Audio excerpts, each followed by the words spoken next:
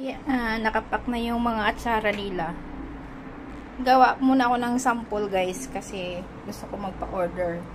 Pag masarap, ayan, magpapa-order ako. Sample muna to, sample muna to. Sa mga kaibigan ko. Kay Sis Margie, Sis Evelyn, Sis Cielo, Sis Jennifer, Sis Jessica, Tita Ann, Auntie, kay Glaze, saka dun sa team ni Tita ni Auntie sa church. Ayan, patry ko muna sa kanila. Para pag masarap, order sila sa akin. Yan, di ba? Kailangan may sample muna. Masarap. Yan, sana yan guys. So, yung gawa ko. Atsara yan guys. Atsarang papaya. Hinaluan ko lang ng mga kung ano-ano. May chili. Ayan. Oh, daming sahog, no?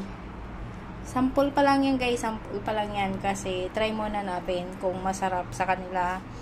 Pag gusto nila ulit, magpa-order ako. Ay, kapagod, di ba? Magkuskus pala ng ng magkayod ng ng papaya. Tsaka ang mahal ng papaya, in fairness, isang peraso lang, nasa 350 na.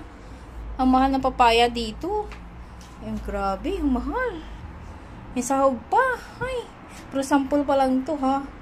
Para pag masarap, papa-order ako. Marami yan marami yan Tignan mo ang kulay niya Makikita mo talaga, ang daming sahog. Yan sample pa lang yan. Ayan, di sila yan talaga yan. Nakatabi talaga yan, nakata-tupperware yan. Yan. Lagyan ko yan ng mga pangalan. Kailangan may mga name yan sila. Para pag nag-order sila, mayroon. Yan. Sino yung nakatikim. Pag masarap, mag-order sila sa akin ulit. Okay? Yan. Order kayo guys ha. Pag masarap, order kayo sa akin. Sample pa lang to. Sample.